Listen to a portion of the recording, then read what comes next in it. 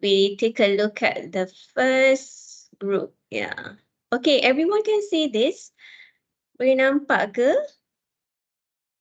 Boleh, Doktor. Alright, that's good. Okay, group Datuk Izwan. Ini memang Datuk betul ke Datuk tipu-tipu? Mana Izwan ni? Where is Izwan? Izwan is here? No. Okay, so exercise number 1. Okay, we talk about bridge, yeah, UITM data leaking, if I'm not mistaken, right? So it's a recent issues, yeah. What do you think about the issues as a cybersecurity students?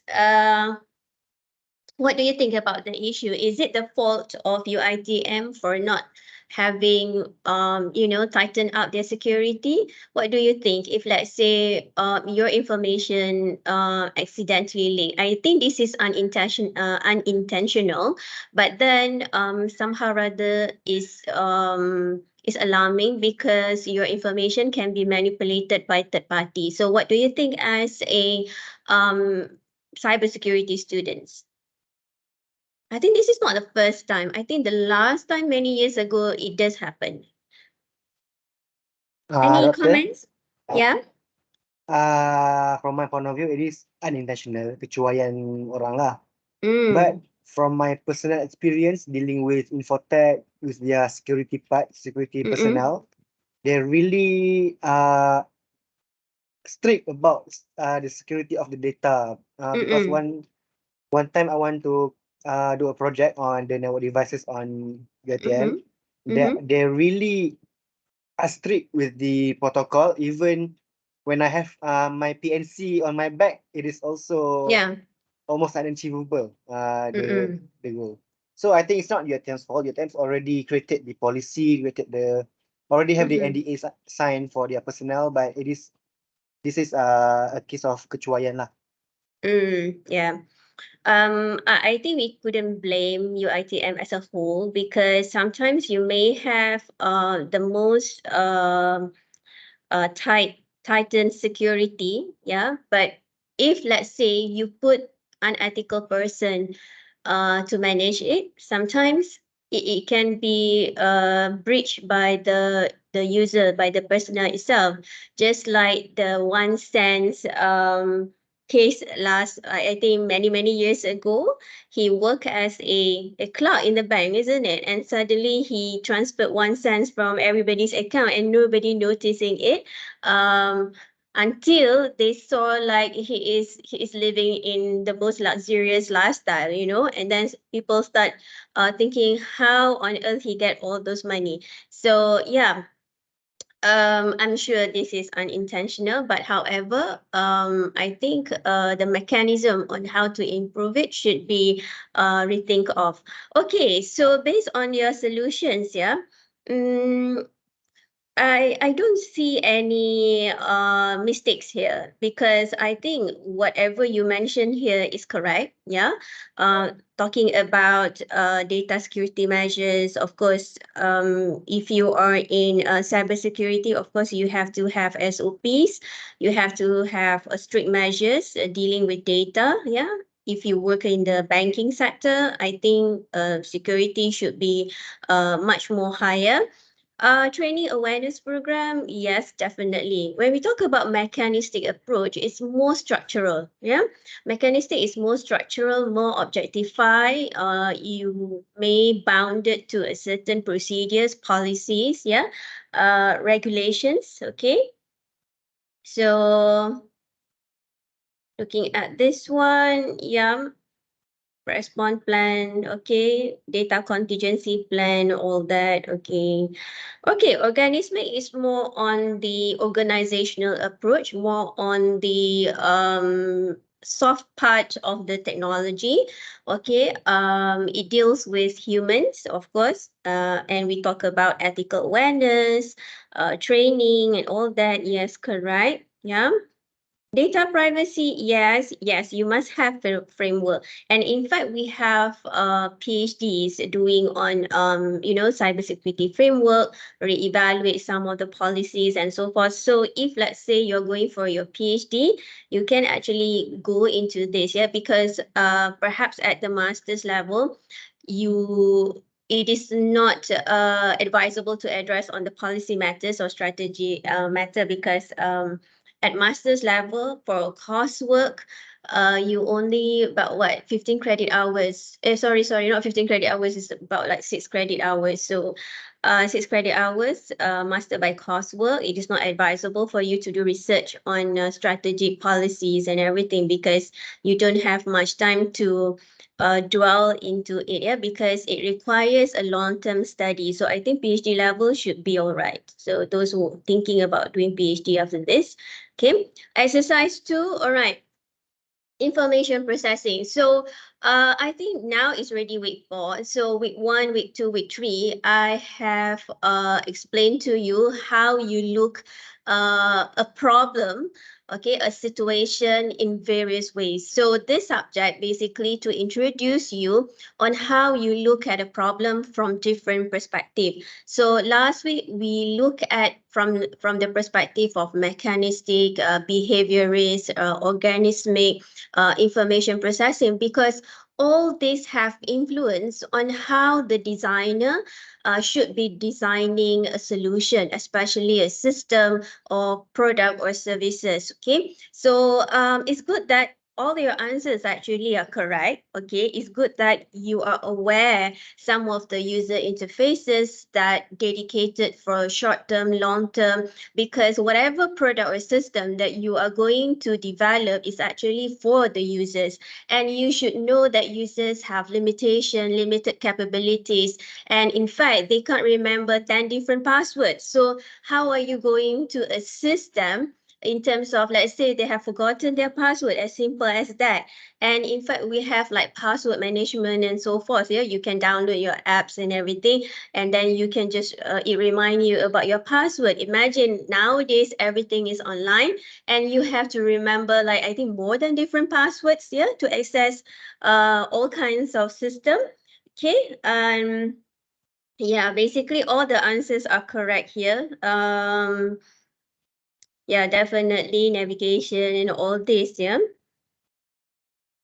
So, okay, so what design features can encourage users to remember critical security information in the long term? So just now the short term, long term, yeah, it's correct. When I review it, yeah, pandai-pandai semua. Okay, how can cognitive load be minimized through user interface design? Okay, cognitive workload, yeah, clear visual hierarchy, yes, yes. Okay, error prevention, yeah. So I hope that by doing these exercises, you alert on how the design is being designed. It's not just simply like the designer design, out of aesthetic values or creativity. But I guess the designer who designed this kind of online internet banking does pay attention in terms of cognitive workload, information processing, long-term and short-term memory, and I think whatever they design really amazing, yeah. And of course, they always have to upgrade their authentications and everything. In fact, your laptop, your handphones, yeah, dah guna pelbagai different types of authentication. Okay, good. Of course, bolehlah you jawab sebab you tengok you refer to kan. But then in the test, the question is not as direct as this, yeah.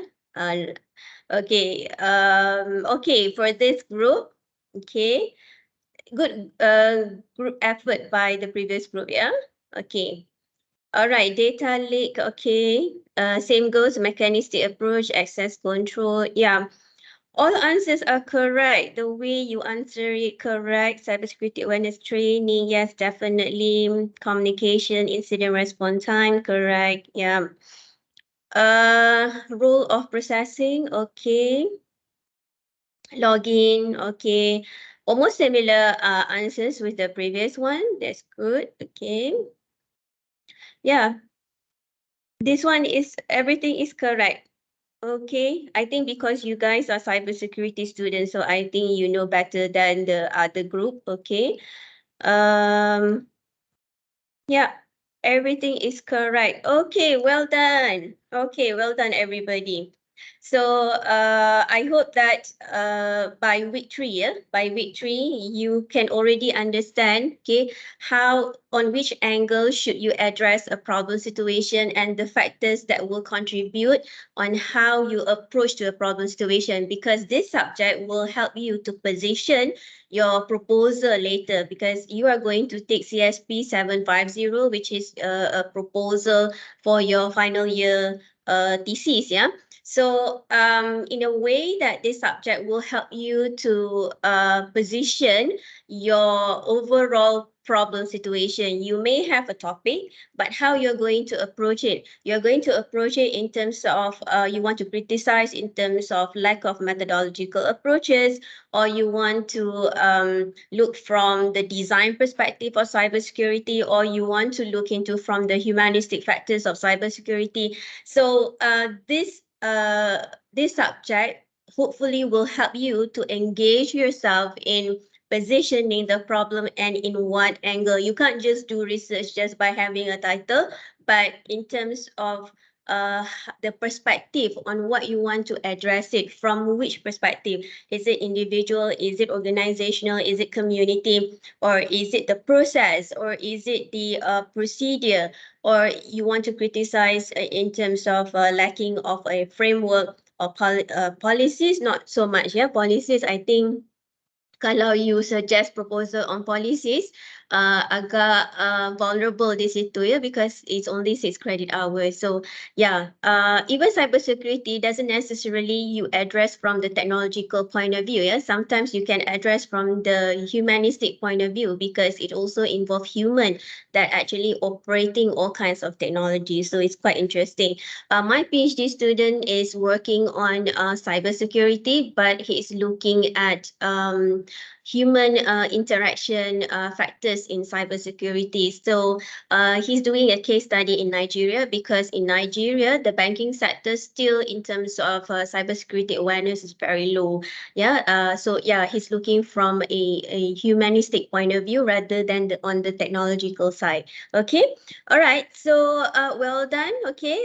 For the exercises. Okay. So we move on to our today's lecture. All right. So today's lecture, we talk about system thinking. Yeah, I'm not sure if you are familiar with different types of system thinking, but then today I will introduce some of the tools, yeah, to address on system thinking and how the system thinking is applied in organization in terms of making decisions. Yeah. So your learning outcome for today is to differentiate different thinking patterns, because everybody will think differently, and how do you presented it, okay, how you presented it to your teams. All right, you have various ways on presentation of the problem situation. Use system thinking tools to model a problem situation, apply, okay, thinking patterns in problem solving, and appreciate the, can't see here, approach the system approach of problem solving. So let's see what is thinking patterns. Why do you need to understand thinking patterns in problem solving? So it is important, yeah, because everyone have different way of doing things. Same thing goes to reflecting back to the long-term and short-term memory, yeah, and also avoiding cognitive workload, and perhaps you're lost in terms of information, and how to make sure navigation-wise you're not lost, especially if the apps is being used by elderly, yeah. So that's why I think in Maybank, they try to minimize some of the cognitive workload by reducing a lot of words. Yeah. So if you look at the previous Maybank websites, there are too many words there. So nowadays, they already simplified the website, the new version, so that it minimizes the cognitive workload and also information processing. So yeah, I think the designers keep on enhancing their design so that it will become simpler but also effective. Yeah. So thinking patterns, thought versus thinking. So what do you understand by thoughts? Yeah, and what do you understand by thinking? So thoughts usually things that comes into your mind. Yeah, thoughts. Apa ya? Dalam bahasa Malaysia, thoughts ni apa ya? I lupa lah pula perkataan tu, thoughts. Things that comes into your mind. It's not perspective, but I don't know lah, in BM, somebody can assist me. Thoughts here. So your thoughts sometimes linger around your mind, you know. The question is what if, why, yeah, that is thoughts, yeah. Everything that comes to your mind that goes through our heads, okay, thoughts. Just like this cartoon, okay. What about okay, this one is more on the definition of the thoughts here. Okay, what about the concept here? Concept is actually mental representation of what we know about things which occur in our thoughts. Yeah, to communicate thoughts, we need a language. So sometimes you have thoughts about something, yeah, but how do you want to convey your thoughts so that people can actually understand your ideas, yeah, your explanation. All right. So if in informal communication, perhaps it's a lot easier. But if your thoughts related to a formal communication, then you must have a tools or templates to convey your thoughts so that everybody can understand.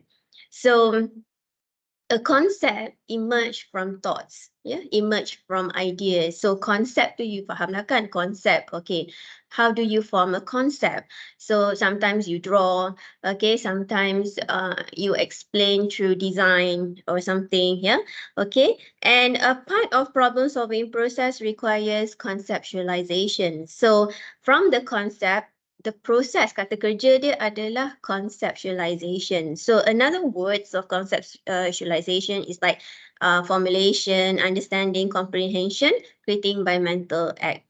Why do you have to understand this? Because when you start doing your proposal, yeah, the first question will be, okay, what is your problem statement? Okay, and after that, from problem statement, they will ask you, what is your research objective? Okay, so that problem statement is eventually comes from your comprehension and understanding of that problem situation. Yeah, and talking about problem, there are so many problems. Yeah, and from what angle do you want to address the problem? So that's what I say. Are you going to address it through, is that a methodological problem? Is that a technological based problem? Is that a management problem? Organizational, individual? Is that a community problem? Or perhaps in terms of strategies, policies, yeah, procedures? So problem statement is a precise indication of what the problems that you want to solve in your proposal. Then move on into the question of what will be the research questions and objective that derive from the problem statement just now, because research objective is something that you want to solve. Okay, so the process of conceptualization comes where you try to solve the problem by looking into the processes. Yeah, by looking into the processes, what are the issues, what are the challenges, limitations, and so forth. So your ideation is being represented through this conceptualization. Yeah, it may be hard for you to understand it, but I think when it comes to the proposal, I'm sure you can do it. The same thing, the process is similar to how you want to approach your PhD as well. Yeah, the process of conceptualization. Okay. Okay, thinking patterns again, thoughts again, yeah. So elements of thoughts, all right, it can be deciphered as like point of view, frame your references. So in the problem statement just now, you frame your references to what context, yeah. So you cannot just dump any problems and say that, hey, I want to do this for my proposal, tak boleh, yeah, because problem statement must have context. Dalam konteks apa? Dalam konteks banking ke, dalam konteks education ke, dalam konteks apa. So cybersecurity, there's a lot of context in that besides, internet banking, because we are looking from perhaps cybersecurity awareness, yeah, that is at a community level, for example. Okay, purpose. Okay, elements of thought must have purpose, ya. Dia mesti ada konteks, dia mesti ada purpose. Tak ada je you saja-saja nak fikir out of the blue, ya. Question and issues, problem issues, information. Yeah, sometimes your thoughts comes from your observations, facts, experiences. Let's say you are the cybersecurity manager and you look at these issues, recurrence of the same issues. So based on your experiences or observations, you think that, oh, I must look into these issues. It's in my thoughts, yeah? How do I look at these issues? From which angle should I look at these issues, yeah? Interpretations, concepts, yeah? Sometimes element of thoughts, like for a researcher, they also reflect back to the theory. So like my students, the conceptualization of human factors goes back into the theory of culture, the theory of human behavior. He also look into human behavior information processing, yeah, because he's looking into the strategies on how to complement human factors into the cybersecurity policies at the end of the day, so that a proper intervention is being done by the banking sector, so that cybersecurity awareness is higher than the one that they have right now. Okay. All right. Assumptions, like sometimes you're making hypotheses as a researchers. Yeah. Um, presuppositions, prepositions is all that hypothesis. So some of these elements directed to research elements, some of these elements perhaps at a managerial level or at designer developer levels, you may have this kind of process here coming to you. All right, so what is thinking? So we talk about thinking patterns just now, is thoughts, thinking patterns. So thinking is actually mental processes, yeah, to make sense out of experiences. It also involves cognition. So thinking also reflect your long-term, short-term memory, information processing, cognitive workload, and everything. So rational thinking, irrational thinking, yeah. So rational thinking usually comes with reasoning. Sometimes we do have our own irrational thinking, where sometimes it contributes to our dilemma, yeah. And looking into thinking pattern, as you can see here, we have been doing long-term, short-term memory, and how does it reflect to the design, okay, of the system, of product, or any services, okay. And yeah, I think you already understand on this, yeah. You have product and services. How do you create, for example, like how do you create a brand? Okay, how do you create a brand that can store in the mind of the user? If you look at, for example, if you look at Apple logo, yeah, Apple logo, you know that this is premium, this is luxury, this is expensive, this is good, yeah. So how do you do that? How do you create a brand that is so persuasive, okay, until people look at your brand and they have this pre-assumption, yeah, pre-assumption, thinking that this brand is good. So it takes a lot of effort in terms of creating a persuasiveness, yeah, not just the technology itself, but in terms of the marketing. So I think the marketing people is good, okay, because the brand strategy. So I think that's why talking about organization, you need to have a good team in marketing strategy, yeah, because you need to create a persuasive advertisement, persuasive brand, so that people will trust you. So besides Apple, what do you think the brand that people trust nowadays?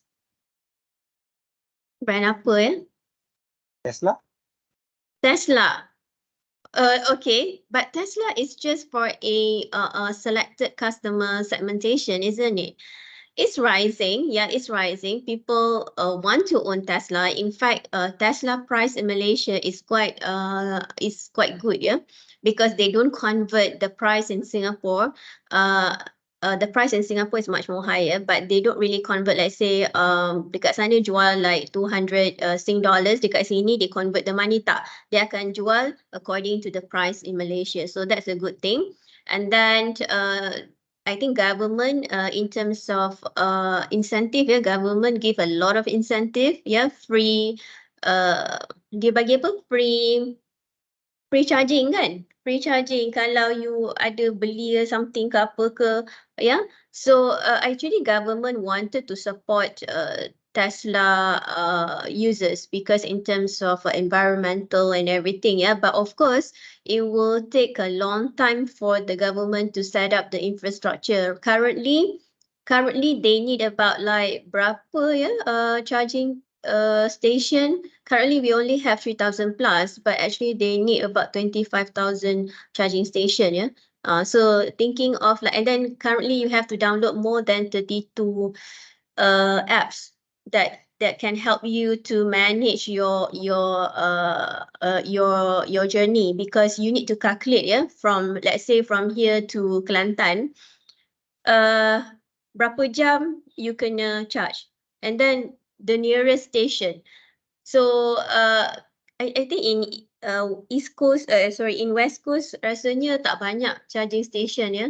So kalau you nak buat Tesla kat sana tu, I was like, kat mana lah you nak charge kan? Kalau dekat sini banyak lah. So the infrastructure is still in the process of development, ya.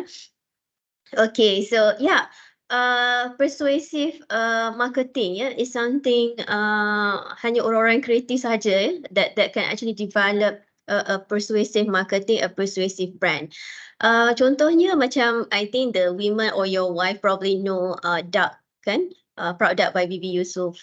She create the marketing thinking that tudung is just a tudung actually, okay? But then she create in a way that her tudung, her brand of tudung is luxury. So whoever wears that and show off the dark charm, okay, dark charm tu adalah terselit dekat apa tudung tu.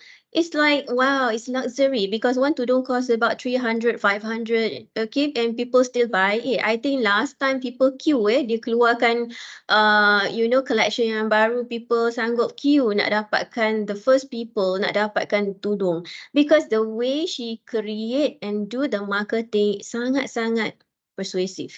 Yeah. So bila persuasive, this is where it retains into your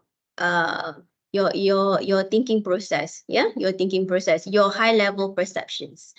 So sometimes you kena study juga human behavior, yeah, how to capture the attention of the user. Okay. All right, so thinking patterns again. So thinking process, okay, related to what the thinking skills. Yeah, what are the process that eventually happens when you start thinking? So concept formation. So as a researcher, as a PhD student, kalau you buat masters by research, when you read something, okay, you have done your journal critique, right? So you compare. Okay, 3 different articles. You compare in terms of what? Similarities, the differences. You look at the methodology, how different is the methodology, and then what can you look at? Issues, challenges, all right? So this is what concept formation is all about. You critically trying to understand and make sense out of the information. Yeah, concept formation. Principle formation, okay, recognizing a relationship between or among concept, principle or relationship, yeah, comprehending, generating meaning. Yeah, sometimes you do meaning making, or let's say you interview, you're talking about cybersecurity awareness, you want to understand why people are not aware about cybersecurity. They don't even know what is cybersecurity. So you start interviewing the people. So once you interview, of course, you have to analyze the answers. Okay, why people don't understand about cybersecurity. So that is comprehension. You buat data analysis, you buat content analysis out of the user interview. Yeah, problem solving, analyzing and perplexing difficult situation or the purpose of generating a solution. Yes, of course, you have information, yeah, and you think about problem solving issues, which is how do we approach to this problem? Is there any methods, technique, tools, yeah, approaches? Decision making, yes. You also think about how to make a decision out of the information that you have. Yeah. Research, okay. Validating something. Right. So maybe sometimes, I'm not sure in the banking whether they have R&D, but I think in some organizations they do have R&D department. Yeah. Perhaps I think in CIMB, they have this customer strategic department where they do research on the consumers. So I think this is good because in Asia also they have this customer strategic department, because I think it's good. If you are in the field of giving product and services, I think most importantly is to retain your customer. And how do you retain that customer? The sustainability of your brand, retaining the customer so that they don't run away to another brand, okay, to another services. How do you do that? So you have to research on consumers, you have to research on user experience using your products, what makes their resistance, what makes they using their products. So I think a lot of organizations already aware of UX UI, this kind of thing, yeah. And composing, developing a product which may be written, musical, mechanical, or artistic. Yes, we talk about composing. So even musicians also do a lot of thinking. It's not just like they do musics, but how they compose the songs, the lyrics, it must have a melody that suits the lyric, or the lyric suits the melody. I'm not sure how it goes. Okay, but from my experiences learning music, the way you impart the melody is actually based on the lyrics. So you have to chunk the lyrics, and then play the melodies that suits the lyrics. And in fact, the lyrics also is a composition of words that give meaning, yeah, that give meaning. So if you take a look at some of the good lyrics, like from Hafsah Hassan, these are famous lyricists zaman dulu kala kan. Kemudian apa, siapa lagi ya yang famous? I think Hafsah Hassan is one of the most contributor, ya, to lagu-lagu yang famous lah, ya. Lyrics dia sangat puitis, orang kata. Even Fitri Yahya pun also write good lyrics, ya. Sangat orang kata the abstractness, okay. So yeah, composing, okay. Oral discourse, okay, talking with other people. Yeah, sometimes thinking process also takes in through oral discourse. Sebab tu you ada forum perdana lah, forum this and that, okay, especially when you talk about with expertise. So these are some of the thinking process, yeah, and also some of the thinking skills that involve in that process. Okay. All right, talking about you dah faham about thoughts and thinking and the process of it. We talk about intelligence and multiple intelligence pula. Okay, so I'm sure you have heard about Howard Gardner, multiple intelligences, yeah. So talking about our education system, yeah. Looking at this cartoon, yeah. For a fair selection, everybody has to take the same exam. Please climb the tree. Okay, ini actually membeli education system yang ada sekarang, ya. Tak kira lah di Malaysia ke, di luar negara ke, I think it's almost the same. You create a policy, yeah, you create a policy, you create a curriculum, you create a strategy that can be applied to all. When you know that not everyone is the same in terms of skills, in terms of cognitive, in terms of their abilities. Do you agree with that? Are your kids suffering with the current curriculum because the dia punya structure tu dia cover untuk semua, ya, dia buat satu structure, lepas tu everybody kena ikut, kena follow. So if you think that okay, everybody has to take the same exam, climb up the tree, you think gajah boleh climb up the tree? No. You think badak sumbu can climb the tree? No. So this shows that sometimes your strategies does not apply to all. Yeah, your assessment is not suitable to all. Okay, so our education system, so Albert Einstein already commented, everybody is a genius, but if you judge a fish by its ability to climb a tree, it will live its whole life believing that it's stupid. Yeah. So imagine you punya KPI, kan? You punya KPI. I think some organizations already implement system-based KPI where they track your KPIs. Yeah. Tapi, do you agree that this kind of assessment, yeah, it reflect back the thinking process tadi, yeah? Because in order for you to come up with the listing, the checklist of KPIs, of course, you think about, what are the informations and everything to put inside? What are the checklists that you want to put inside? Do you agree with, for assessing somebody's KPI is solely based on this system-based KPI? Do you agree with that? Or you just take the checklist? System-based, computerized based. Do you agree with that? Solely based on computerized evaluation. Do you agree with that?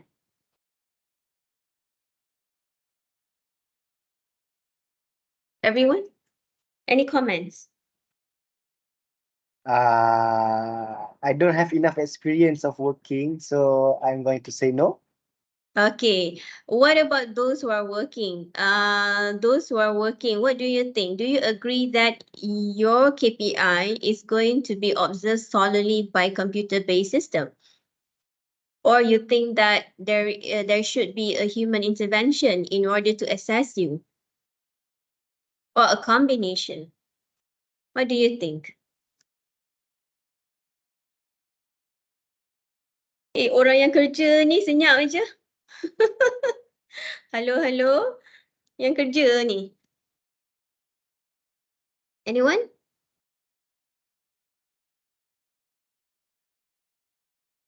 Anyone wants to share? Speak up your mind.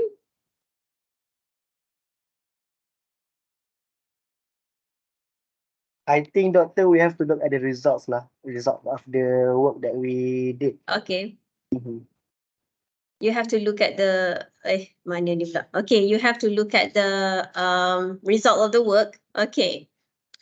I don't know about all of you. I don't know how your organization assessing your performance, yeah. But then in UITM, we have a combination of computer-based as well as human intervention. So human intervention, which is your boss is going to evaluate you about like 20% and 80% comes from the computer-based. So I think that is reasonable, acceptable because you need to have human intervention, which is the assessment must come from a humanistic approach. Not, I mean, you can't rely on the computer-based, the mechanistic approach 100%. Because when it comes to human, at the end of the day, you still need to have another human to evaluate you based on their senses. Yeah. Same thing goes to if you go to the hospital. You nak ke robot yang treat you? You go to the hospital and then you are seeing the robot. And then the robot is programmed, okay, multiple intelligence lah, dia boleh, mimicking the doctors and everything. But your perceptions there is that you still want to see a doctor, isn't it? Because you want to talk to a real human. You want to have the compassion, the empathy, the sound of a doctor who will actually talk to you, okay, to deliver whatever diagnosis and so forth. You don't want to talk to a robot. A robot can be used in the sense of operation ataupun customer service, fine. But at the end of the day, you still want to talk to someone when it comes to health. Yeah, I don't think people agree that the hospital is totally changed to a robotic operated hospital. I'm sure no. Okay, apa-apa pun mesti nak human di situ. Okay, so talking about this education system lah ya, because the policy kadang-kadang dia punya structure everything dia pukul rata semua student sama, semua intelligent sama, semua thinking process sama, tak ya. That's why some students they cannot follow the conventional method of education because the mind is not programmed in such. I think a lot of boys cannot comprehend in the sense that boys are not bookworms, ya. Tak semua boys are bookworms. Boys are more prone to practical. So kalau kita tengok ya, kenapa kemasukan di universiti di kalangan student lelaki kurang? Because they go for TVET. Dia tak pergi pada conventional university. So perhaps from TVET, probably they enter at the university level, but perhaps at the higher level. Ya, sebab dia tak minat baca buku. I think university is more theoretical rather than practical. So dia kena pergi institut kemahiran ke whatever that offers more practical subject. Yeah. Okay. So thinking patterns, yeah, intelligence and multiple intelligence. So what contribute to this multiple intelligences? Biological approaches. Ada yang kata brain science, brain activity. Yes, there are research talking about that. Yeah. So you baca lah ya.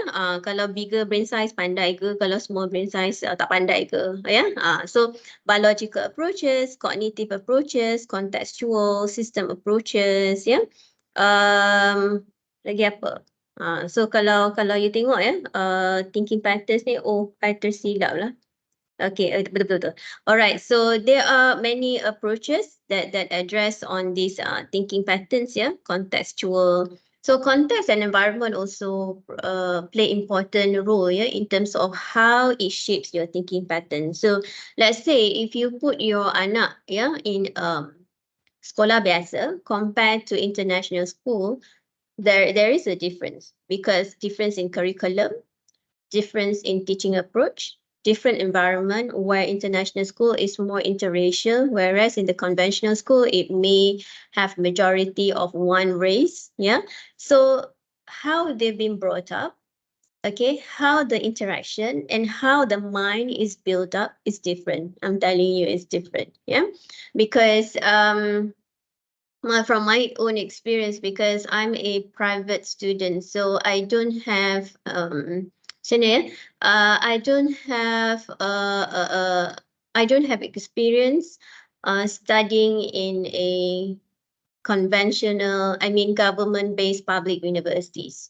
So all my life I studied in a private institution until my degree. So my parents sponsored everything going abroad and so forth. So when I come to UITM for the first time, I was like a bit little bit culture shock, because it's totally different. It's dominated by one single race, and yeah, I have to adapt myself because it's different thinking. The students is different, the working culture is different, everything is different compared to mine, because when I go to a private institution, I'm the minority, yeah, and you have to be competitive, you have to be smart in navigating yourself to make friends, yeah, because some people look down on you just because you're another race, yeah.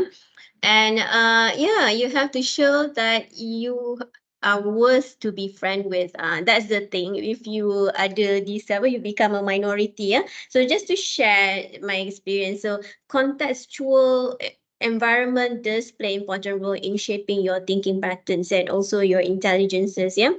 So okay. Theory of multiple intelligence, Howard Gardner, I'm sure you already know. So people have different intelligences. So that's why when you want to create assessment, yeah, you have to study who are your users. Adakah your assessment ni akan jadi berat sebelah kepada users yang kategori A? Okay, adakah your assessment ni is good enough to cater for different types of users, for example? Yeah, so everybody, okay, especially children or adults, they're good in many ways. Linguistic intelligence, word smart. Okay, sebab tu ada yang apa, pertandingan spelling bees and all that linguistic. Okay, logical mathematical intelligence, yeah, spatial intelligence, picture smart, bodily kinesthetic intelligence, body smart, musical, interpersonal, intrapersonal, naturalist intelligence. So I think interpersonal and intrapersonal intelligence do exist in your organizations, yeah. And yeah, so if your kids are not good in your education, try to discover their potential in different ways so that you can nurture their potential. And doesn't mean that they are not good in education, they are not going to be somewhat successful in the future. Try to, venturing them into something that they really like. Yeah, because nowadays you have options. Tapi sayangnya some parents, yeah, they force the children because they don't have options. Yeah. So normally the first thing when I went into class, my undergraduate class, I will ask them, siapa yang masuk program ni because they like. because they choose to come to this program, not because the parents paksa ke ataupun I have no other choice. My parents asked me to take this program because as long as I masuk university.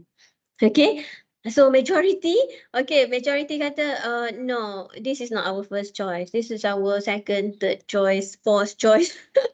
So I was like, oh, my goodness, okay. I think majority of the students here unwillingly to take this program. So how am I supposed to make it interesting to them so that they think that, their choice is the best. Yeah. So I hope that your choice coming to UiTM, your choice taking this program will be the best choice for you. Okay. Jangan ada regret lah lepas ni. Okay. All right. So yeah, thinking patterns. I think it will all start with our education. Okay, how you shape the thinking patterns of the students here, because it will tag along until you become an adult. Okay, you masuk university, you become an adult, bekerja. So I think in a way that communication, yeah, I think I asked my students why they don't want to communicate in the class, because I'm teaching creative and critical thinking in IT in the class, also a part of problem solving subject. A lot of the students just don't want to answer my question. So I was thinking like is the students are lazy to answer my question, or my class is not that interesting. I know I've been doing a lot of activities, less talking but more activities, but still I couldn't get more students to talk. Like now I ask questions semua senyap aja kan. So you are the parents, imagine your anak. Okay, your anak macam tu dah, parents pun tak nak cakap, anak lagi lah tak nak cakap. Okay. Alright. So why do you think so? So I asked my student. So they said it comes from the experience of during primary school, secondary school, whereby they are not allowed to ask questions a lot. So that is a very saddening situation, because I know that some teachers, they do not like to be disturbed while teaching, and sometimes they get annoyed when there are too many questions. Sometimes they rasa macam budak ni tunjuk pandai pula. Okay, that kind of perceptions. Yeah, but you should encourage students to ask questions, because although sometimes it's a stupid question, but then it allows the student to think. The thinking process is working. Otherwise, they just keep hearing, listening, and that's it. How do you nurture thinking process? How do you nurture creativity? How do you nurture that confidence when at the lower level you despise the interest? Yeah. So too bad lah. Okay. I think in the undergraduate level, I try my best to make sure that everybody talks, everybody participate, because I'm not. It's not interesting that I'm the one who's doing the talking. Yeah. So education system, you can see because of that, because they don't want to have that traditional way of doing things, that kind of thinking paradigm. So I think what the government is doing is they introduce KBAT. Okay. Alright, mengaplikasikan pengetahuan, kemahiran dan nilai. But I look at the KBAT questions, yeah. I don't know where the creativity is. Siapa yang ada anak yang buat KBAT ni, you rasa question dia tu reasonable tak? Saya tak ada anak, doktor, tapi saya pernah buat kebat lah sekolah dulu. I was the victim. You Saya are the pun victim victim? juga, betul. You rasa KBAT ke? Kebat feel ni... dumb. Okay. Yeah, I look at the KBAT question. Apa ke benda ni? Lepas tu kan bila kita jawab, salah pula tu. I rasa dah logik dah apa yang kita jawab tu, tapi salah sebab jawapan tu mesti ikut template. Mesti ikut template yang cikgu dah bagi. So where is the creative thinking part when you already have template? Do you agree with me? SPM ke, UPSR ke, PMR ke, is all template based. Sampai kan ada workshop ya, yang untuk bagi, okay, macam mana nak jawab soalan ni? Macam mana nak jawab soalan ni? Betul tak? Betul, doktor. Sangat-sangat setuju, doktor. Kan? The effect is that, you know what is the effect? Bila sampai masuk universiti, wah gah lah, okay, dapat semua A, English A, semua A lah. Tapi bila masuk universiti, to write a single sentence in English pun tunggang langgang, I'm telling you ya. Nak write a paragraph of fully English sentences, students struggle. Dia nak bercakap pun dia struggle because lack of vocabulary. Sebab selama hari ni template je. Template. Bila masuk university, you dah kena ada critical thinking. You must be able to project your own understanding. You must be able to justify, comprehend. Lepas tu apa lagi? You kena banyak bercakap in terms of justification. Yeah, why do you think this way? Why do you think that way? So bila dah masuk university, you template based, memang struggle lah. I think part 1, part 3 kan. I nampak dia orang struggle. Tapi bila dah lama-lama tu, okay, part 4, part 5, part 6 sudah nampak lah. Okay, part 6 tu dia dah nampak confident level tu. Because we lecturers, we have to mold back. Okay, we have to mold back. We have to make sure that, you know, every tutorial they have to do presentation and so forth because of this kebat thing, because the overall education system, ya. So, daripada situ, you nampak ya, mushrooming sekarang ni, like international school and sekolah private yang oppose the traditional education approach. So kalau you pernah dengar ya Dr. Putri Afzal Maria ni, okay, she totally oppose the kind of education yang melibatkan template based ni, because she knows that it's not going to go anywhere. And she is revolutionizing the education system by humanizing the education. So kalau you pergi sekolah dia, memang dia tak ikut syllabus local, ya. Dia akan ikut dia punya syllabus dan dia akan ikut Harvard Gardner. So students can nurture their intelligences based on their interest rather than semua pukul rata ambil subjek maths, semua pukul rata ambil fizik, biology, sebab you tak ada choice, kan? In US ya, in fact in the sekolah menengah ya, secondary school, you can choose the subject tailoring to what you want to do during your undergraduate. Yeah, so they have so many subjects taken. Kalau you incline to music, dia punya preparation daripada secondary tu, dia akan ambil subjek yang related to music. Kalau dia incline to science, okay, nak jadi medic ke whatever, biology ke apa ke, dia akan incline towards that. So more subjects are being offered and being flexible. But in our situation, we don't have that. Kalau you nak ambil music, okay, you ambil art, still you have to take what? Adalah certain subject. Kalau you nak ambil science, okay, you kena ambil compulsory physics, biology, walaupun you pergi undergraduate, you tak ambil pun biology tu. Okay, kalau you ambil mechanical engineer, apa kaitan dengan biologinya? Okay, something like that. Yeah, so some schools being very specific, for example, like Dwi Emas, Dwi Emas International Insya Alam, they concentrate on nurturing students for entrepreneur, thinking as in entrepreneur, macam-macam lah, but of course it comes with money.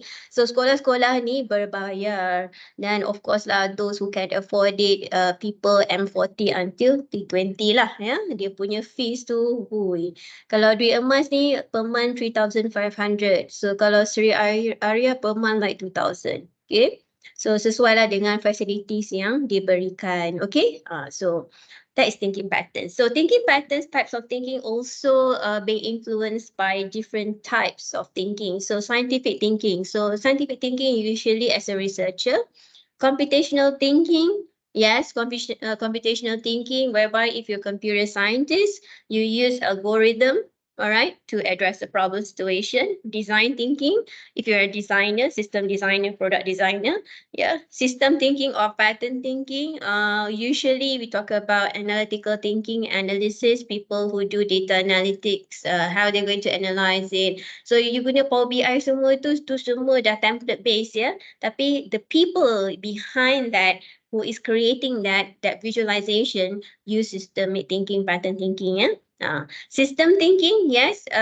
How do you, especially during the feasibility study, during the problem formulation, requirements gathering, system thinking also helps them to look into the problem situation where they're using like mind map, bridge picture and all that. Cause and effect thinking, yes, you use fishbone diagram, especially in terms of at the management level. you do SWOT analysis and all that. Yeah. So rational thinking, objective thinking, okay, versus like irrational thinking. So rational thinking usually comes with facts. Yeah. Contingent thinking approach, okay, contingency plan lah, macam you ada apa business apa tu dia panggil tu, data recovery planning and all that. Okay. Convergent thinking, divergent thinking. So what is convergence and divergence thinking? What is convergence, divergent, emergence? Nanti you akan belajar perkataan emergence. What is convergence? Pernah dengar tak slogan convergent, divergent? Convergent ni daripada TM kan? So apa benda yang di-converge? TM always talk about convergence. Apa teknologi yang di-converge tu by TM? Yeah. So what is convergent? What is divergent? Divergent thinking usually creative people lah. Okay, so which is like they're trying to think out of the box. Divergent thinking daripada conventional. So tadi macam humanizing education, all that. The word humanizing itself, which means that is divergent thinking rather than thinking as in conventional, which is the convergent thinking. Yeah, they tend to divert into a more creative process, for example. Okay, so convergence and divergence thinking, okay, must presence, especially in the design team, because you want to create a product or services that added value to your organization, something different lah, okay? And okay, time order thinking, thinking based on time order, okay. Efficient thinking, hypothesis, ini dalam research lah, okay. Structure thinking, conceptual thinking macam you buat models, theories, frameworks and all that, okay. So different types of thinking, ya. Tak semua you apply lah, okay. Tak semua you apply. Time order thinking kalau you buat scheduling, timetable, tu time order thinking, ya. Okay. All right. So for a researcher, okay, next time you want to do a PhD, okay, usually researcher they tend to have scientific thinking, conceptualization thinking, and all that. So inductive versus deductive. So researcher always look from inductive and deductive perspective. Let's say you want to do your PhD. So what is deductive and also what is inductive? So deduction is you have an idea. Okay, you have an idea. So you have thoughts, yeah? You have thoughts, you have idea, and then you observe, okay? And then you make conclusion. So it comes from the idea. And then you make observation based on what you hypothesize. Okay. But for the induction, you observe the situation first. And then you look at the situation where the patterns recur. Yeah, similar patterns recur. Kemudian you analyze, and then from there you come up with assumptions, and the assumptions make it a theory. So ini semua PhD level, ya. So induction ni more like PhD level where people theorizing a certain situation. So bila benda tu occurs with the same variables, dia akan menjadi satu teori. So that's why you banyak tengok teori, contohnya teknologi acceptance model, human behavior theory, information processing theory, semua tu lah, cognitive workload theory, semua tu lah. Okay, it comes from observation, and it will take many years of observation to come up with a proper theory development. So this is PhD level. Okay, so deduction normally at a lower level, people just come up with the idea, observe, you buat analysis and everything, and then you make a conclusion. Alright, so yeah. Ni you akan attempt this masa you proposal nanti lah. Okay, so thinking pattern system theory. Alright, I think it's just a repetition from the previous ones, yeah, system. So I think by now you know that a system has a purpose. Okay, ada elements that interact, and also the interaction comes in iterative way. Okay, so what is cybernetics? So what is cybernetics? Dia bukan cybersecurity, it's cybernetics, ya. Jangan confuse, ya. So cybernetics is actually a transdisciplinary understanding of the complex system and their behavior. So it looks into the interaction between parts of complex system through the processes like feedback and communication. That is cybernetics. So whatever components that you have in the system, okay, you study that. All right. So a system itself, a system itself is actually the collection of elements or components, organized together, and it interacts with each other. So cybernetic is much more bigger system, all right, and in that particular bigger system, there is subsystems that also interact with each other. So system theory is eventually the understanding or the study that relate to how the system works, whether it comes from the nature, whether it comes from natural system, physics, biology, or whether it under science. So theory ni relate to the context of the system where it resides. Kalau you study education system, so the context dia dalam education lah. Kalau you study transportation system, so context dia maybe dalam logistik dan sebagainya. So kalau you tengok sistem teori ni, dia ada banyak level. Okay, so individual level. So your research next time, your proposal, you nak address level mana? So I don't think you nak address sampai chrono system, that is too big. In fact, PhD pun dia address sampai perhaps macro system sahaja, tak sampai lah chrono system ni. So individual level, micro, okay, meso system, exo system, micro system, and chrono system. So you see, the higher it goes, the more complex the system is going to be, the more problems that you're going to find. And in terms of how you solve the problems, basically, you cannot solve the problems. Maybe you can reduce the potential risk, you can reduce the potential cost. And in fact, we're talking about chrono system or macro system, ideology, attitudes, or culture. And this is kind of the in thing right now when we talk about macro system, Palestinian versus Israel. This is about macro system problem.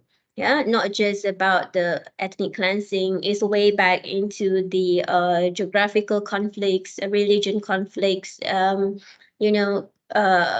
conflict of interest, and there are a lot of different factors that contributed to that. So do you think it's going to be resolved? It is going to be resolved because we believe in the Quran and everything, but then right now is a little bit difficult because different ideology, different attitudes towards culture and everything.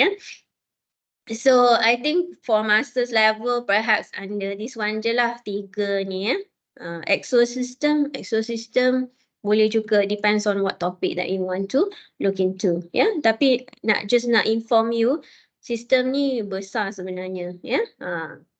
Okay, so system theory. So system theory derived from system science field. This is more theoretical kalau you go into academic. So system theory, if you want to study system apa you nak study? That related to what? We have physical system, living system, cognitive system. Cognitive tadilah yang you buat long term, short term tu. I think it's more than that. It's not just that. Mental model. We want to understand the mental model of the elderly, for example, in order for you to create an apps that works for the elderly. So you kena faham elderly ni macam mana navigation dia, macam mana pemahaman dia, macam mana they see things. So you study the cognitive system lah.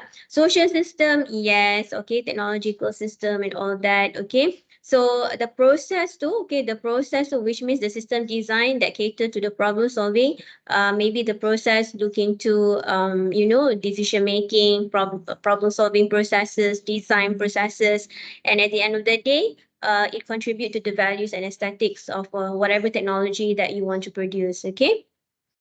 And okay, concept of system thinking. So kalau tengok sini system thinking ni banyak konsep dia. Okay, system thinking applies what kind of system representations, okay, and what will be the approach, okay, system engineering, hard methodological, soft methodological, all right, the principles, the pattern, system concept. So all these processes related to in the process of conceptualizing system thinking. So system thinking, analyzing the problem situation, the factors, the variables that influence the problem situation. So you study the pattern. So I think data analytics actually study the patterns. You buat sentiment analysis, you buat apa lagi? Visualizations of the occurrence of the data. So you come up with patterns, yeah, because you want to do forecasting, you want to do predictions based on the patterns, yeah. You nak predict patterns of perhaps Malaysian spending behavior. What is the effect to the economy in the future kalau kita duit asyik keluar je kan. Contohnya lah, ya. So system thinking, so traditional thinking works one way je. Traditional thinking, A to B, B to A. Okay, but system thinking dia orang kata not to say berkecamuk, but system thinking you need to form a relationship, form a concept, because when you talk about system ni besar. Nampak tadi yang ni, sistem ni besar. Dia akan ada interrelation even within the circle or intra-circle ni, ya. So imagine when talk about this, ya, system thinking, maksud dia you kena fikir banyak factors. Yeah, still remember the analogy of the vehicle tu, yang orang naik basikal tu, ya. In order for you to derive to the desired state, you have to overcome obstacles, and obstacles ni ada banyak factors. And in fact, whether you are using the right vehicle or you use the wrong vehicle, or in fact the current vehicle tu pun dah ada flaws dia. Tu contoh, ya. System thinking maksud dia dalam sistem tu pun dah ada pelbagai factors that will contribute to how successful is your problem solving approach. Okay. Alright, so system thinking, for example, ya, perbezaan antara analytical thinking and system thinking. So, kalau tengok sini, ya, analytical thinking knowledge equals to how things works. Ya, contohnya lah, okay, you dibagi ingredients kan, nak masak lah, nak masak. Tak tahu nak masak apa, tapi you pergi dapur, you tengok ingredients apa. Bukankah you analyse apa ingredients yang ada and fikirkan nak masak apa, boleh masak apa. Itu contoh paling senang lah I nak memahamkan apa itu analysis. Yeah? So you ada different ingredients, you tend to make meaning of each ingredient. Okay, campur ni jadi masak apa, contohnya. Yeah? But system thinking is not simple as that. System thinking, why things work the way they do. Okay, so synthesis, which means, okay, synthesis. For example, like take the engine apart. Ini contoh yang bagi untuk engine. So kalau analysis, you take the parts, you study. Each part tu apa fungsi dia. Tapi kalau system thinking, if you merge this part and this part, what will happen? Contohnya, ya, itu system thinking. So which means parts yang interact with other parts and make it as a whole, which means at the end of the day, you sambung-sambung semua parts tu dia jadi car. Okay, maksud tu itulah system thinking. Okay, so you tend to understand the behavior of these different parts, and after that you merge all the parts and it becomes something that is valuable. So that is system thinking. So analytical thinking, you analyze one piece by piece, one by one. Okay, but system thinking, you merge everything and the emergence tu becomes apa. Okay. So yeah, some of the system thinking skills, you have dynamic, system operational. Nanti kita tengok lah yang ni, ya. Okay, so there are two kinds of system thinking, hard system thinking and soft system thinking. So hard system thinking usually comes with mathematical model, statistical model, anything to do with maths, yeah, fuzzy logic, and all that is hard system thinking. So fuzzy logic is also useful in the computational side because kalau mesin basuh kan, you nak you use fuzzy logic, betul tak? You use fuzzy logic because you want to calculate the water level based on the weight of your baju. Betul tak? You agree with me? Or you tak tahu? You tak tahu. Actually washing machine guna fuzzy logic, ya. You tahu ke tak tahu? Tahu kan? Ya.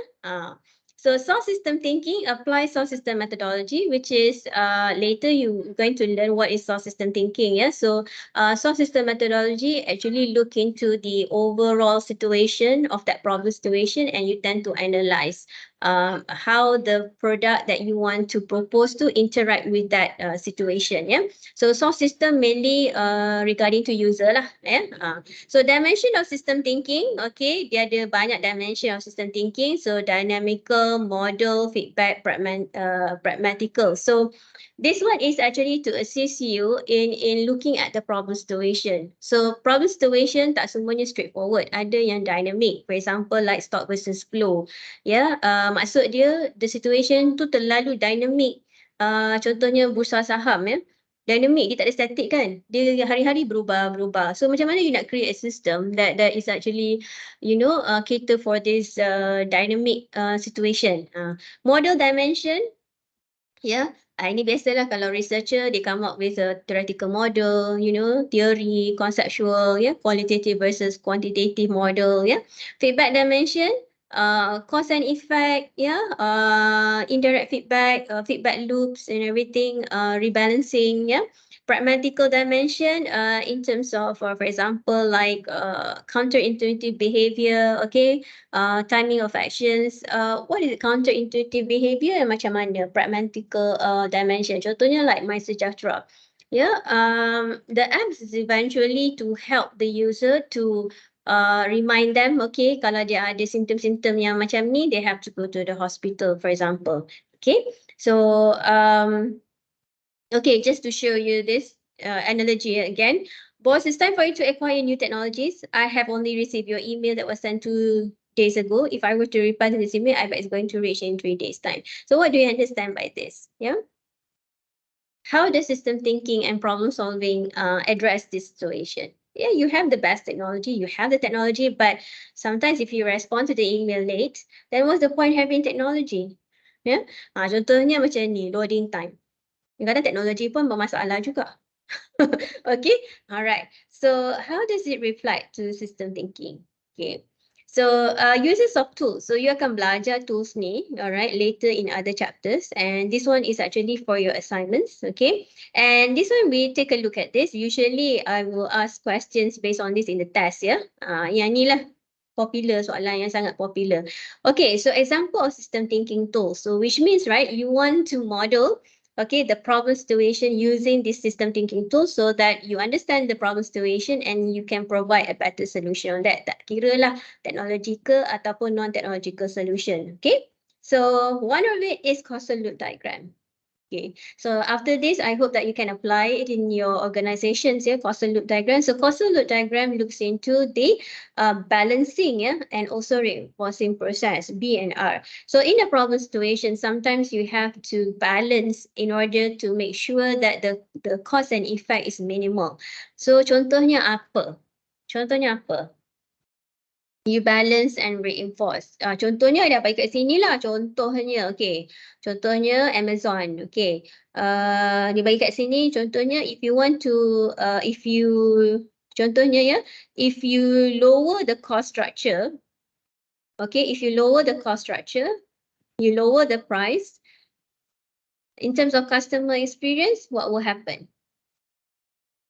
It may reinforce in terms of if you lower the price, it may reinforce in the sense that people will retain to use your product. Okay, but if you increase the cost structure, increase the price, then the customer experience will be the retainment will be lower because mahal kan, contohnya. So how you balance that? How you balance that? Ni contoh ni contoh. Dia tak tulis R dengan apa semua ni, dia tak tulis contoh. So how do you balance that? So this is a kind of model that to show if you want to make decisions, you show this kind of model. How do you balance and reinforce in the sense that you want to show it to your marketing people or you want to show it to your development teams on what kind of solutions that actually suitable, catering for this kind of problem. So it's all about balancing and reinforcing. Contohnya macam education system, How do you balance education system? Nak kata balance macam mana, How do you what about economy? How do you balance the economy in the sense that how do you balance the kita panggil sekarang ni apa? Inflation rate. How do you do that? Money flows, money goes in, money goes out. Macam mana? What do you think? What kind of reinforcing elements to ensure that our economy does not collapse, our money does not dwindling more, even further? What do you think? Kalau I bagi untuk balancing, maybe the government need to have initiative to letak market cap ataupun floor ceiling price untuk certain basic needs. Untuk yang reinforcing tu, we need to come up with some way that other nation will invest in our nation lah, in Malaysia. So the money flows in Malaysia, so we can reinforce the economy. Yeah, investors, yeah, which means you have to reinforce more investors. So, okay, I bagi contoh ni, contoh soalan test, ya.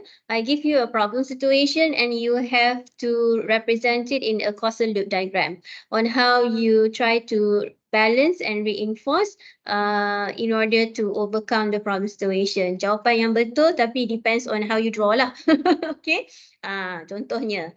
Okay, so another one is contoh ni dia lagi satu contohnya how to increase employee performance. Alright, kalau you increase working hours, what happened to the energy level? Mestilah turun energy level dia kan. Lepas tu in terms of employee performance, of course employee performance akan turun juga because you increase work hours. Okay, so kalau you reduce, tapi kalau you nak balance it, probably you may have supervisor supportive behavior. Contohnya dia bagi insentif. So bila banyak working hours, I bagi you extra money. That can be incentive to reinforce. Contohnya, okay. Alright. So burnout also ada untuk balancing the burnout and everything. Okay. Ini contoh lah. Okay. So another system thinking tools. Okay. This one also balancing. Dia ada different way. Okay. Supply, demand, all that. Okay. Ini contoh. Alright, another one is stock and flow. Stock and flow ni contoh lah macam saham kan. Okay, so kita ambil ni lah student population. Alright, enrollment rate. Okay, students enroll. Alright. Okay, how it affect the student population, student graduates and graduated rate. So a stock is accumulated over time by inflows and depletes by outflows. Stocks can only change by a flow. So kalau macam saham ya, kalau you beli saham, you stock saham banyak-banyak. Okay. Lepas tu you tak trade. What will happen? What will happen? Adakah nilai tu akan deplete or what? Saham makan naik turun lah. Depends on the news apa yang boleh tu buat. Okay, alright. But what happen if let's say, okay, how do you relate to element of stock and flow ni? Dia macam ni, dia kalau kita simpan lama, okay, kalau kita simpan lama, what will happen? Adakah dia deplete macam kereta kan? Kereta ni kalau kita simpan banyak-banyak kereta, nilai dia akan deplete, betul tak? Dia tak ada nilai. Kalau rumah, kita simpan banyak-banyak rumah, kita beli rumah banyak, nilai dia akan tinggi. Alright? Tapi kalau macam element of stock and flow ni macam mana? It depends on market, doktor. Okay, how is it? Kalau macam market tu kalau makin naik, maksudnya makin lama kita punya ROI tu makin tinggi lah. Tapi kalau dia makin jatuh, dia kita akan negatif lah. Yang mana kalau kita ada simpan dalam macam contoh kita buka amount, then kemungkinan amount kita akan negatif atau akan kita terus habis.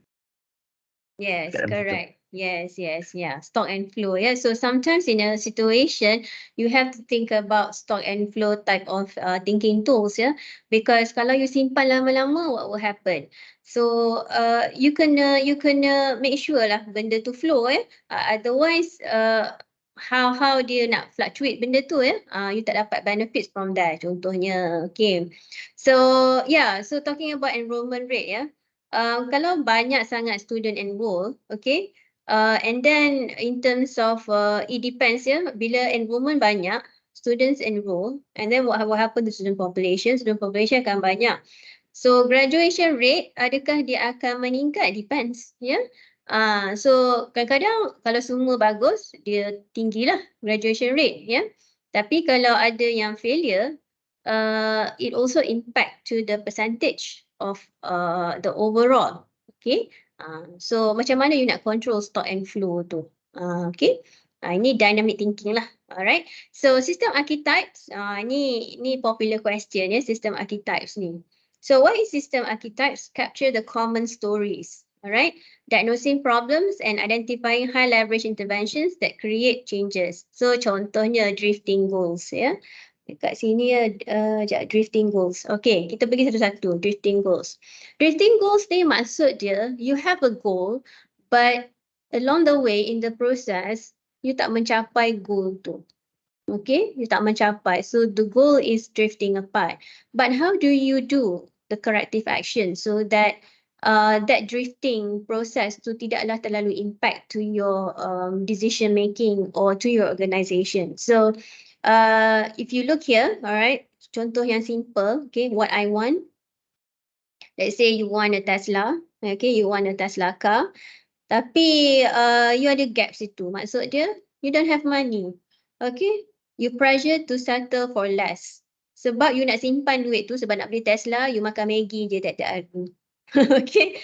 Pressure to settle for less. Yeah, because you want to accumulate money. So what kind of actions to get what I want? Yeah. So action to get what I want. So maybe you can buat part-time job and everything. So compared to what I have. So this is drifting goals. Drifting goals so maksudnya you ada goal. Okay, pressure to lower the goal. Ya, kadang-kadang macam mana you nak lower the goal? Macam mana you nak mencapai goal tu? Alright, what is the gap? Okay, delay sebab apa? Sebab you tak cukup duit. Yeah, corrective action, do part-time job. Actual, buat apa? Yeah, so the critical difference is that lowering the goal immediately closes the gap. So sekarang ni, you kata, alamak, tak boleh lah, tak dapat Tesla. Okay, tak apalah, pakai kancil je. So you tend to lower the gap. So sometimes in organizations, yeah, your goal probably is very high to achieve, and sometimes you have to lower, not to say you don't achieve the goal, but sometimes you have to lower the expectation. Yeah. Okay, so fixes that fail. Ni contohnya, you troubleshoot, tapi fail. Kenapa? Alright. In a fixes that fail situation, a problem symptom cries out for resolution. A solution is quickly implemented that alleviate the system, but the unintended consequences of the fix escapade the problem. Okay, over time, the problem symptom return to its previous level or become worse. Ni problem yang macam mana ni fixes that fail? Pernah tak berlaku di your own experience, ya?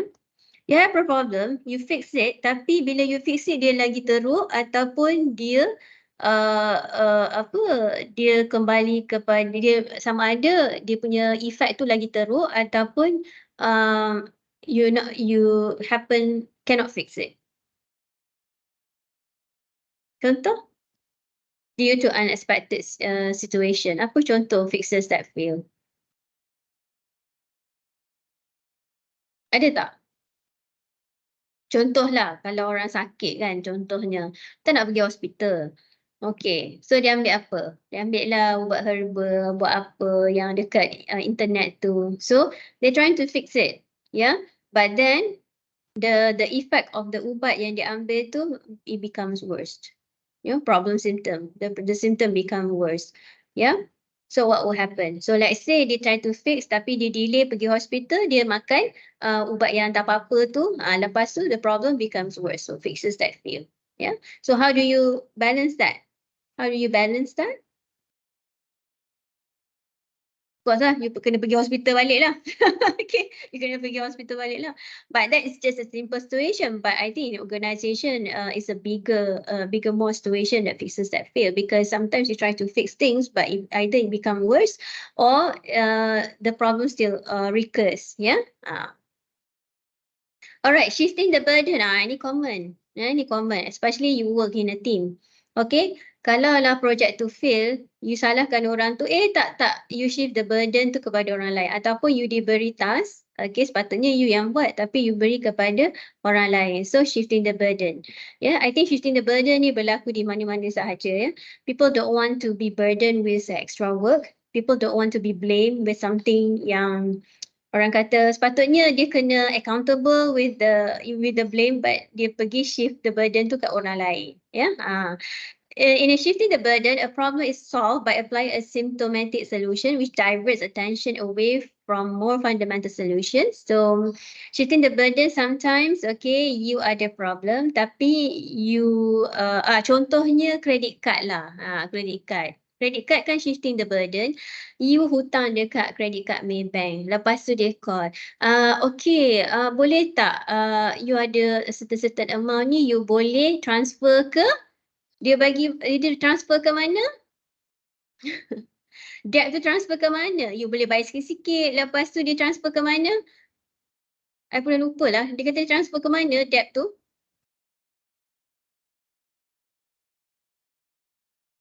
You tahu? Bank tak pernah call ke? Bank tak pernah call kan? I tak ada hutang kredit card pun dia call. Dia kata kalau ada hutang kredit card, you can transfer it to another account. Tapi dia bagilah macam, you know, macam unable to pay bills. Lepas tu dia akan pindah-pindah. Sebenarnya you actually accumulate you punya tu, tapi dia pindah ke different account. Contohnya, I forget lah apa benda tu. I'm sure the bank will call you if let's say they saw you masih lagi tak bayar you punya credit card. But usually I pay, tapi still dia call jugalah sebab apa dia dapat commission lah kan. So you have that burden. Okay, so sometimes shifting the burden, you may reduce spending to match income. And okay, tapi kadang-kadang you have that burden but spending beyond means, unable to pay bills, use credit card to pay bills. So you shifting the burdens to the credit cards. But then you still accumulated the amount of money. Faham tak? So bank ni dia pandai ya. Dia pandai pakai model shifting the burden by not making it to look obvious sebenarnya you menambah hutang. Kan? Alright? Okay, so what is systemic thinking? So apa beza systematic thinking, system thinking and systemic thinking? Pernah keluar dalam soalan test, ya. Alright, so systemic thinking, systematic. Okay, systematic thinking maksudnya thinking in procedures, thinking systematically. Ada methodology, ada procedure. You follow SOP contohnya. System thinking, thinking a system as a whole whereby there is a part, there's an interaction, there ada relationship between those parts, okay. Systemic thinking, all right, thinking in focusing wide focus thinking process. So systemic thinking looks in terms of event, patterns and system. So that's why bila you ada system, contohnya forecasting kan, you buat forecasting, prediction ya. Sebenarnya dia adalah systemic thinking whereby you tengok kepada patterns. Patterns yang recurrence patterns. So daripada patterns yang recur, okay, based on the patterns tu, you boleh decipher what's happening. You boleh decipher what will be the solution. Thinking in patterns. Ya. So apa sebenarnya thinking in patterns ni? Alright, so systemic thinking combines analytical and synthetical thinking. So tadi kita belajar pasal apa analytical thinking versus apa tadi thinking, analysis versus system thinking ya. So now analytical versus synthetical thinking. Maknanya you synthesize. Analysis versus plus synthesize, whereby itulah yang you buat dalam assignment 1. Okay, you try to understand how things work together, how things are similar, how things are dissimilar. So okay, you have elements, okay, you cari common themes and then you tengok repeating patterns. Sama juga macam you buat analysis ya, whether it's quantitative ataupun qualitative analysis. You interview people, let's say 15 people, you nak tahu pasal cybersecurity awareness, and then you tengok for each transcribe. Okay, for each transcribe interview you you tengok, okay, apa jawapan yang lebih kurang sama. So you nampaklah repeating pattern. Kalau semua 15 orang kata dia tak tahu cybersecurity mana, maksud dia you boleh conclude majority tak tahu what is cybersecurity. Contohnya sebab you nampak pattern tu kan. So dalam computational thinking, alright, how do you address this systemic thinking? So you ada problem specification, okay, you tengok kepada problem tu, maksud dia problem tu recur. Banyak situation problem yang sama recur. So based on that problem, you propose algorithmic expression. So daripada algorithmic expression tu, okay, you tend to generalize whether the problem have been solved or not. So sama juga you buat pattern recognition, image recognition, sebab dia tengok kepada pattern tu. In order for you to do image recognition, you dah kena install different kinds of image dalam tu supaya that machine learning tu dia boleh process. Okay, bila tengok image ni, dia tahu image ni image apa. Ya, you tahu kan macam mana machine learning tu works, alright?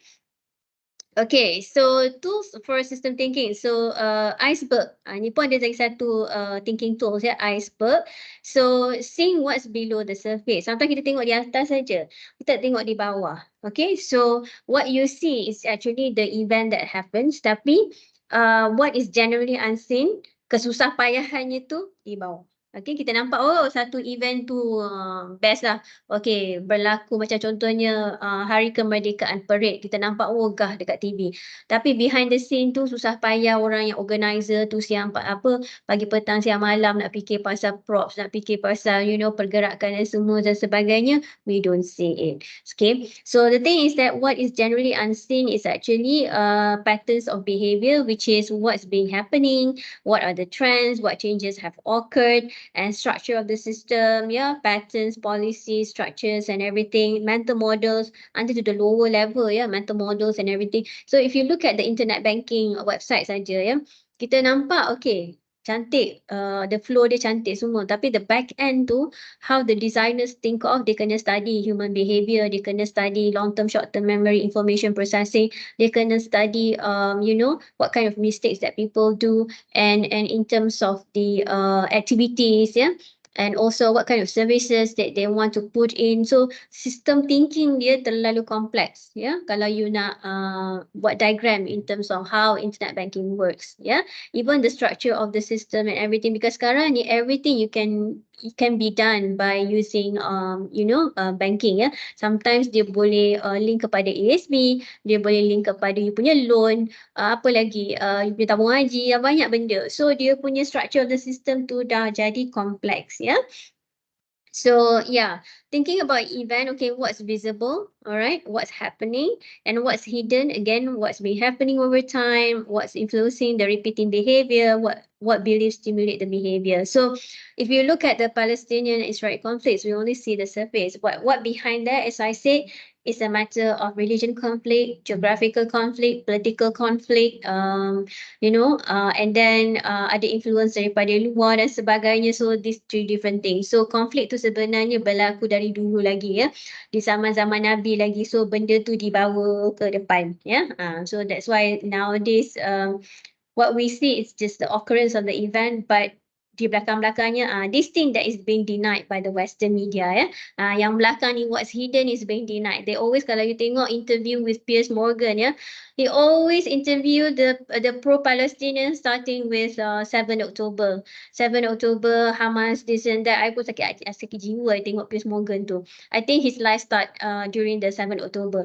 Every time dia akan question benda tu, dia tak question yang belakang-belakang ni, dia deny even the answers by the pro-Palestinians. They start talking about the conflict emerge from political conflicts, religion, semua tu dia tak nak tengok tu. Dia tengok yang Hamas, kejadian dengan Hamas yang 7 Oktober tu aja, to justify whatever event that occurs today.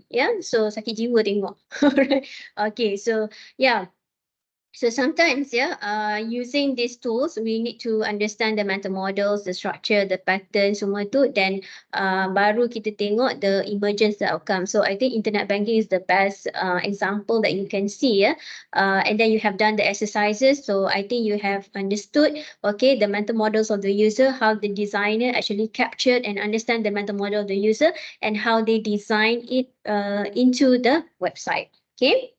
And last but not least, okay, looking into this, okay, holistic thinking. So eventually, all right, patterns will lead to emergence. Okay, so what is emergence? Emergence too is something like, for example, okay, a system, okay, is not the sum of its part, it's a product of the interaction. So you have the internet banking, okay, dia ada banyak function di situ, but the emergence of the internet banking is whereby people can do many things, all right? People don't have to queue, their user experience dia become better because tak perlu queue, tak perlu interact. Sekarang ni kalau you ada masalah, you kena call customer service, kan? Customer service nak dapatkan operator tu pun 1 jam rasanya menunggu, okay? Kena dengar lagu-lagu dulu semuanya. So the emergence is how people interact with the system, whether the system provide best services, good services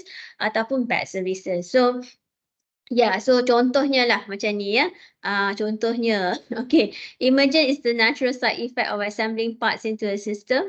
Alright, contohnya kalau you meditate dah lama, you ambil yoga, semua tu you meditate. Okay, lama-lama you become your emergence, you become calmer. Ya, contohnya you mengaji hari-hari mengaji, you mendalami religious study ni apa semua. Emergence adalah lama-lama you become more subtle, more patient, macam tu lah. So emergence ni result of that interaction, result of the experience. So whatever product and services that you create, the emergence tu maknanya user experience dah menggunakan produk tu like 2 years, 3 years to come, what is the effect, for example. Contoh, kalau natural environment, kita asyik buat deforestation, kita asyik buat pembangunan aja. What will happen? Emergency adalah ada green effect, ada you tengok climate change sekarang ni ya, kejap-kejap hujan, kejap banjir semua tu. I think dulu banjir kilat susah nak dengar, sekarang ni banjir kilat almost every month ya. So that is the emergence whereby deforestation happens, whereby constructions rapidly develop. There's no policy, there's no nothing to prevent all this. Yes. So that is the emergence. So emergence can be good and can be bad. All right. Okay, so so holistic thinking in problem solving, you apply system thinking, you apply systemic thinking, and then systemic thinking also derived from the process and outcomes can be aesthetically acceptable, ethically, culturally, spiritually, ecologically, and not just technically, economically, socially, practically, or politically. So kalau you tengok kalau you nak buat research walaupun you are a technology, sometimes you buat research too can go into this looking at some students, they go into the aesthetic view of the system, ethical approach, which means looking from the ethical point of view of cybersecurity, for example, culturally, like my student, PhD student, dia tengok culture, maksud dia culture in Nigeria, dia cybersecurity awareness dia good ke, tak bagus ke, contoh ya. Spiritual, yes, my student actually look into spiritual technology, and spiritual doesn't have to be religion based, because my student is doing spiritual technology from the point of view of indigenous, how she wants to capture indigenous spiritual knowledge, because indigenous ni dia ada tacit knowledge yang kalau lah orang tu mati, okay, yang generation baru ni dia tak boleh nak absorb unless dia mengajar lah orang tu. So macam mana nak guna teknologi ni untuk store that knowledge, to digitize, to archive that knowledge. Okay, ecologically responsible. So talking about technology, for example, like nuclear. Nuclear technology is good because it's a substitute of the biodiesel technology, but people have been using it for like mass destruction weapon, So how ecologically responsible it is when you talk about nuclear energy? Sebab nuclear energy ni sangat-sangat environmental, not to say environmental friendly, tapi dia reduce biodiesel consumption lah, sebab biodiesel consumption ni kalau you korek-korek kan petroleum whatsoever, dah lama habis lah kan. So apa alternative that you nak ada nak generate energy ni? Kalau daripada air pun you punya hydroelectric pun dah lama air tu pun kering because of the environment. So you have to think about all this, So tak semestinya teknologi, nak fikir pasal teknologi dia. Tentang teknologi tu, after you develop tu pun you dah kena fikir, okay, user experience dia, how the interaction and so forth. So cyber security, please open your mind. There are so many issues in terms of cybersecurity, not just on the technology, how to create the best version of cybersecurity. Kadang-kadang we have to look back into the effect to the society, to the community, or how is it? I pun tak tahulah kan. Tapi kalau looking at IT as a whole ni, banyak benda you boleh address. Okay, so although your CSP 750, you're going to take it in SEM 3, if I'm not mistaken, for those part-timers, but then you can think about it now, okay? What you're going to do for your proposal later, yeah? So you can take a look into all these matters, all right? So thank you, everyone. I will see you again next week. Yeah, there is no tutorial question for this week. So we continue next week for lecture 5. And I think I will share with you the folder, yeah, for you to send in your first assignment. Okay, ada yang tunjuk kat I, the collections of the papers and everything. Okay, so far so good. All right, so I hope that you can do your journal critic well. All right, so and I think the next task will be on the workshop, and then the third task will be on the project. So I think by next week, I probably going to spare some time to explain about the project, because the project is kind of a big chunk of marks there. Okay, so take care, everybody. Have a nice weekend. Yeah. And try to finish off your journal critic as soon as possible. Okay, bye. Assalamualaikum. Thank you, Doctor. Thank you. Bye. Thank you, Thank you, Doctor. Doctor.